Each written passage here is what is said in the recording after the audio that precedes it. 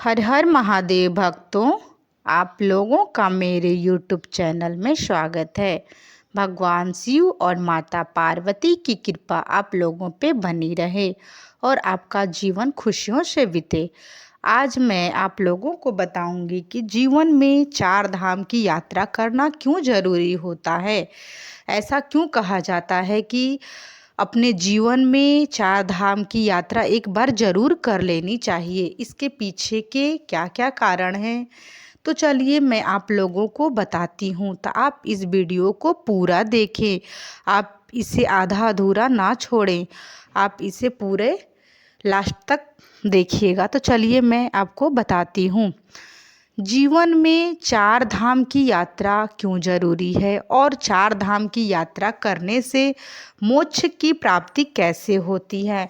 दोस्तों, क्या आप जानते हैं असल में 4 धाम कौन से हैं? आमतौर पे लोग बद्रीनाथ, केदारनाथ, गंगोत्री और यमुनोत्री को 4 धाम मानते हैं, लेकिन असल में यह सच नहीं है। पुराणों में वर्णित 4 धाम कौन से हैं और इन्हें भारत की 4 विभिन्न दिशाओं में क्यों स्थापित किया गया है। दोस्तों, इस वीडियो में हम आपको बताएंगे कि 4 धाम यात्रा का क्या महत्व है, 4 धाम यात्रा करना क्यों जरूरी है और 4 धाम यात्रा करने से मोक्ष की प्राप्ति कैसे होती है। कहा जाता है कि इस कथा के श्रवण मात्र से भक्तों की सभी इच्छाएं पूरी हो जाती हैं। इसीलिए वीडियो में अंत तक बने रहें और कमेंट बॉक्स में श्रद्धापूर्वक हर हर महादेव लिखना ना भूलें। मित्रों नमस्कार, मैं आप लोगों को इस वीडियो के माध्यम से बताऊंगी। धर्म ग्रंथों में बद्रीनाथ, द्वारका, जगन्नाथपुरी और रामेश्वरम को 4 धाम के रूप में वर्णित किया गया है। पौराणिक कथाओं के अनुसार भगवान विष्णु की उपस्थिति 4 धामों में से 4 अलग अलग रूपों में मानी जाती है। ऐसा कहा जाता है कि रामेश्वरम में भगवान विष्णु स्नान करते हैं, बद्रीनाथ में वे ध्यान करते हैं, पूरी जगन्नाथ धाम में वे भोग का आनंद लेते हैं और द्वारका में वे विश्राम करते हैं। तो चलिए मित्रों, रामेश्वरम धाम से इस 4 धाम यात्रा की शुरुआत करते हैं। रामेश्वरम एक पवित्र तीर्थ स्थल है जो कि तमिलनाडु के रामेश्वरम नाथपुरम जिले में है। रामेश्वरम मंदिर बंगाल की खाड़ी और अरब सागर के संगम स्थल पर स्थित है। इस मंदिर की स्थापना की कथा सीधे रामायण काल से जुड़ी हुई है। मान्यता है कि जब भगवान श्री राम, लक्ष्मण, हनुमान और समस्त वानर सेना के साथ लंका विजय के लिए प्रस्थान कर रहे थे, तब उन्होंने समुद्र तट पर शिवलिंग स्थापित कर भगवान शिव की उपासना की। उनकी भक्ति से प्रसन्न होकर भगवान शिव ने उन्हें विजय का आशीर्वाद दिया था। तब भगवान भोलेनाथ ने उनको विजयी होने का आशीर्वाद दिया। तो यह उस समय की बात है जब रावण ने माता सीता का हरण कर लिया था। जब भगवान रावण से युद्ध करने जा रहे थे, तभी भगवान भोलेनाथ की एक शिवलिंग की स्थापना करते हैं। तो उसी शिवलिंग का नाम रामेश्वरम पड़ गया और भगवान भोलेनाथ की कृपा से उन्हें विजय भी उनको मिला। विजय का आशीर्वाद प्राप्त करने के बाद श्री राम ने भगवान शिव से अनुरोध किया कि वे जन कल्याण के लिए सदैव इस शिवलिंग में ज्योतिर्लिंग के रूप में विराजमान रहें। उनकी इस भक्ति पूर्ण प्रार्थना को भगवान शिव ने सहर्ष स्वीकार कर लिया और तब से यह पवित्र शिवलिंग रामेश्वरम ज्योतिर्लिंग के रूप में प्रतिष्ठित हुआ। रामेश्वरम मंदिर से जुड़ा एक और महत्वपूर्ण ऐतिहासिक तथ्य सामने आता है। रामायण के अनुसार जब भगवान श्री राम माता सीता के साथ लंका विजय के साथ अयोध्या लौट रहे थे, तब उन्हें ब्रह्म हत्या के पाप का दोष लगने की बात कही गई। इस पाप से मुक्ति पाने के लिए संतों ने श्री राम को भगवान शिव की उपासना करने की सलाह दी, परंतु द्वीप पर कोई शिव मंदिर न था होने के कारण भगवान राम ने पवन पुत्र हनुमान को शिवलिंग लाने के लिए भेजा। हनुमान जी प्रभु श्री राम की आज्ञा का पालन करते हुए तुरंत प्रस्थान कर गए, लेकिन वापस लौटने में उन्हें विलंब हो गया। इधर पूजा का शुभ मुहूर्त निकला जा रहा था और हनुमान जी के लौटने में देरी को देखते हुए माता सीता ने समुद्र के किनारे पड़ी रेत से ही एक शिवलिंग का निर्माण कर दिया। यही शिवलिंग बाद में रामनाथ कहलाया। भगवान श्री राम ने इस शिवलिंग की श्रद्धा एवं भक्ति के साथ पूजन की और बाद में हनुमान जी के द्वारा लाए गए शिवलिंग को भी वहीं प्रतिष्ठित किया गया। इसके अलावा रामेश्वरम मंदिर अपने अद्भुत स्थापित और भव्यता के लिए प्रसिद्ध है। इस मंदिर का गलियारा दुनिया का सबसे बड़ा गलियारा माना जाता है, जिसकी उत्कृष्ट नक्काशी और विशाल स्तंभ इसकी भव्यता को दर्शाते हैं। मंदिर के समीप समुद्र में आज भी प्राचीन पुल के अवशेष देखे जा सकते हैं, जिसे आमतौर पर राम सेतु के नाम से जाना जाता है।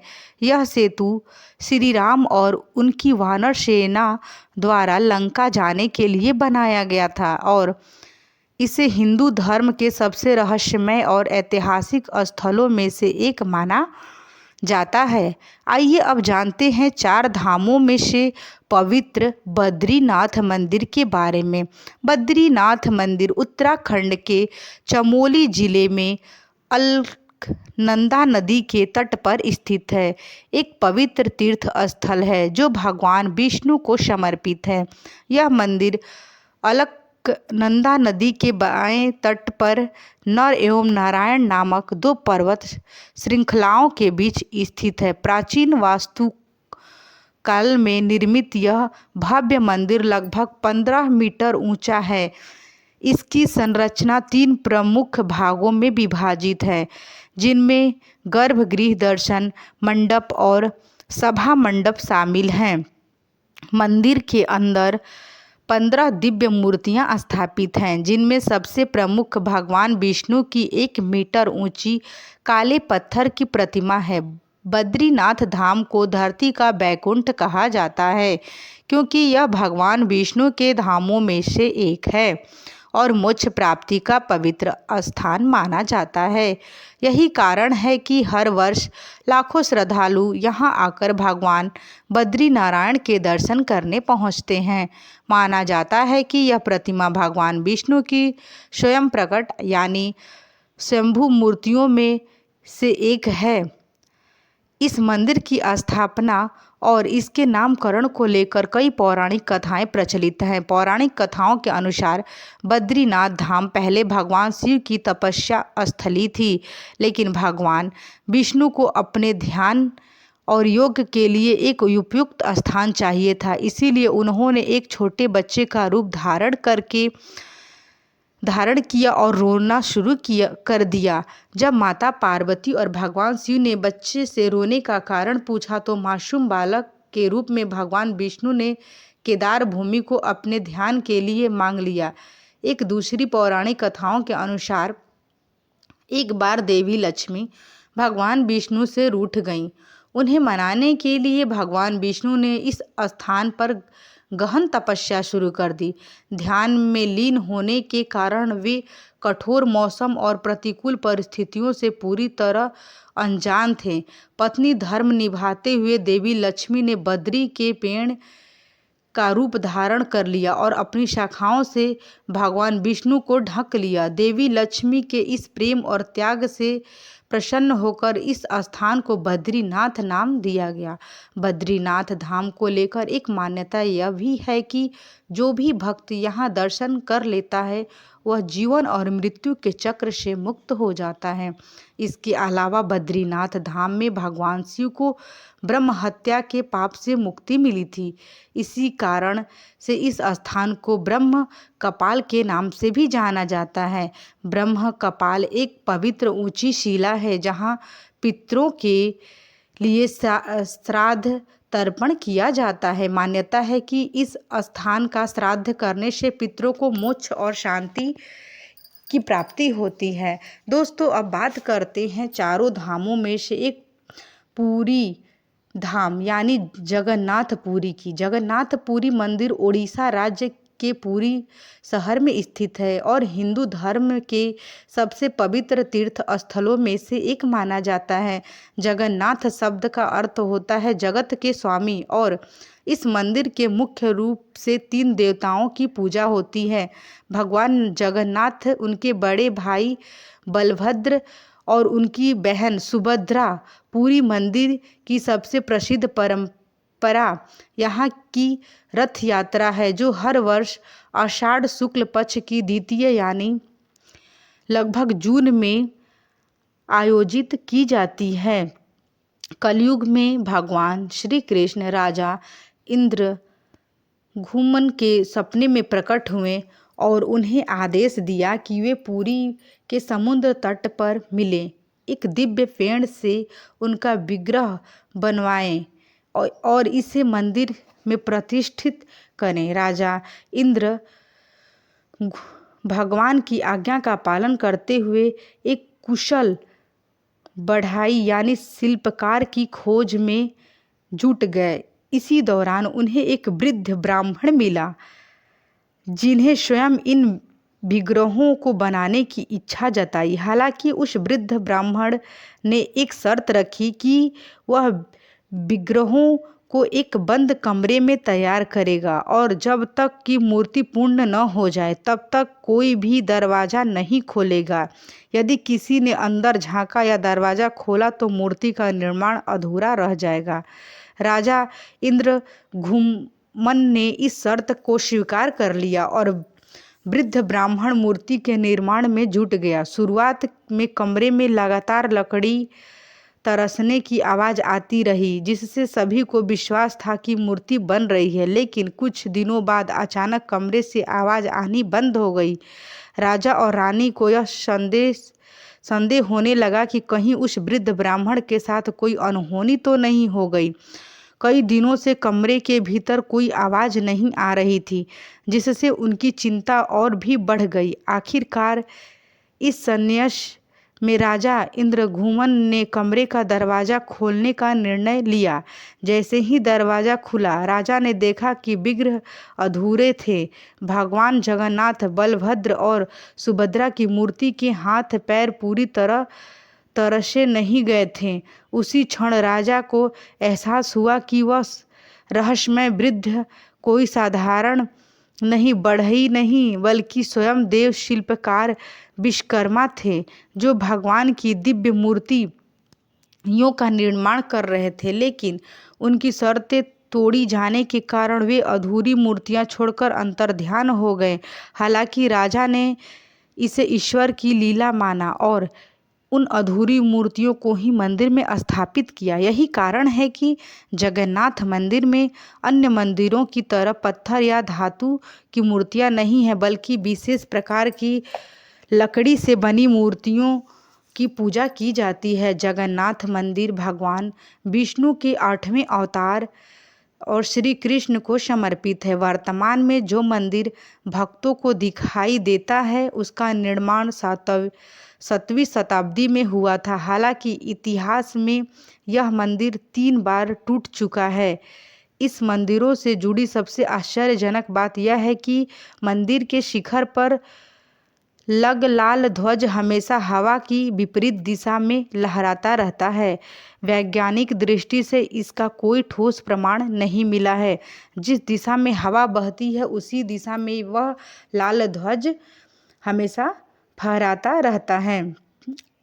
आज भी एक रहस्य बना हुआ है। इसके अलावा मंदिर के शिखर पर स्थित सुदर्शन चक्र भी अपने आप में अद्वितीय है। पुरी में किसी भी स्थान से इस चक्र को देखें या हमेशा ऐसा प्रतीत होता है कि वह सीधा हमारी ओर ही देख रहा है। इस रहस्यमय संरचना को नील चक्र भी कहा जाता है और यह अष्ट धातु से निर्मित है। इन अद्भुत रहस्यों और दिव्य मान्यताओं के कारण जगन्नाथ पुरी मंदिर को हिंदू धर्म का एक अनमोल आस्था केंद्र माना जाता है, जहां भक्तों की श्रद्धा और भक्ति हर वर्ष लाखों की संख्या में उन्हें खींच लाती है। मित्रों, अब बात करते हैं चारों धामों में से एक द्वारकाधीश मंदिर की। यह भव्य मंदिर भारत के पश्चिमी तट पर गुजरात में अरब सागर के किनारे स्थित है। द्वारका नगरी को भगवान श्री कृष्ण का पवित्र निवास स्थान माना जाता है। यहाँ न केवल भगवान श्री कृष्ण की शासित राज्य के रूप में प्रसिद्ध है, बल्कि धार्मिक मान्यताओं के अनुसार भगवान विष्णु ने भी यहाँ शंखचूड़ नामक राक्षस का वध किया था। मित्रों, आइए जानते हैं कि भगवान श्री कृष्ण को द्वारका की स्थापना क्यों करनी पड़ी। इसके पीछे एक रोचक और ऐतिहासिक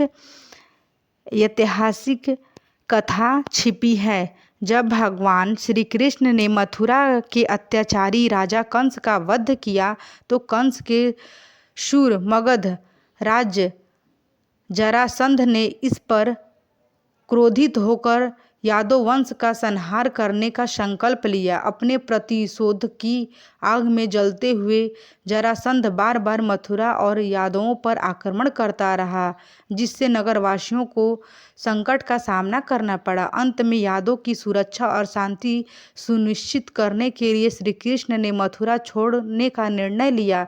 सभी यादवों के लिए एक रक्षित और नई नगरी बसाने के उद्देश्य से भगवान श्री कृष्ण ने विश्वकर्मा को द्वारका नगरी की स्थापना का निर्देश दिया। विश्वकर्मा ने अपने दिव्य वस्तुओं, शिल्प कौशल का प्रयोग करते हुए मात्र एक ही रात में इस भव्य और अनोखे नगरी का निर्माण पूरा कर दिया। इसके बाद भगवान श्री कृष्ण अपने सभी यादव बंधुओं के साथ द्वारकापुरी चले गए और वहां से अपना शासन संभाला। उन्होंने द्वारका नगरी पर पूरे 36 वर्ष तक राज किया।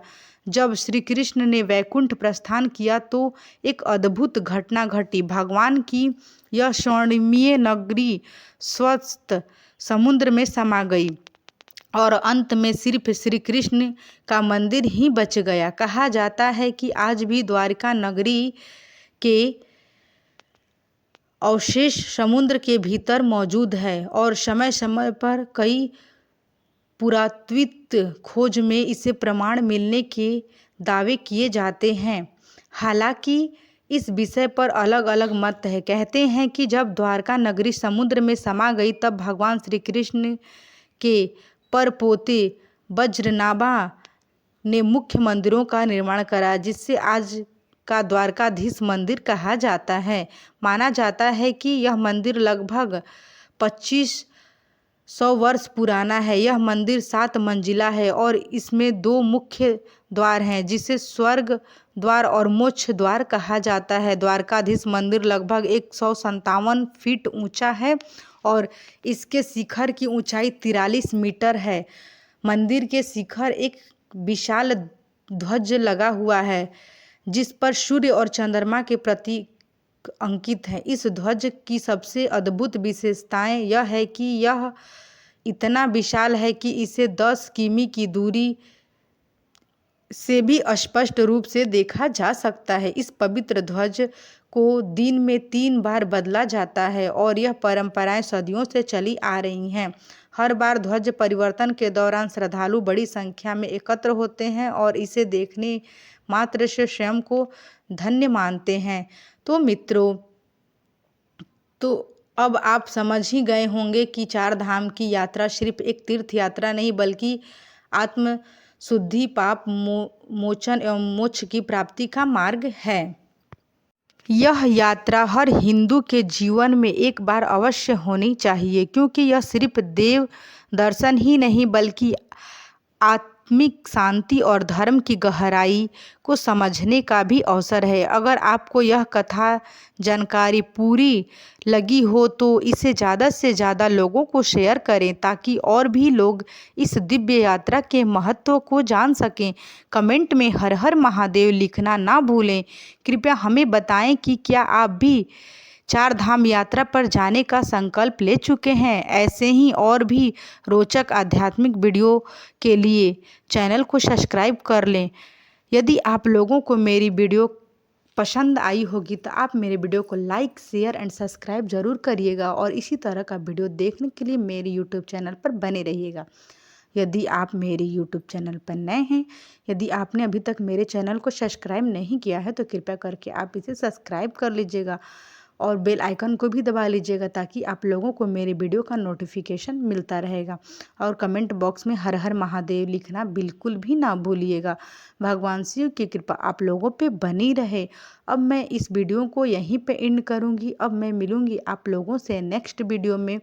तब तक के लिए आप लोगों का बहुत बहुत धन्यवाद। भगवान भोलेनाथ की कृपा आप लोगों पे बनी रहे और आप लोगों अपने जीवन में चार धाम की यात्रा अवश्य करें, क्योंकि चार धाम की यात्रा करने से आपके जीवन में जो भी पाप, दुख और समस्याएं होती हैं सभी वो कट जाते हैं और चार धाम की यात्रा करने से आपको मोक्ष की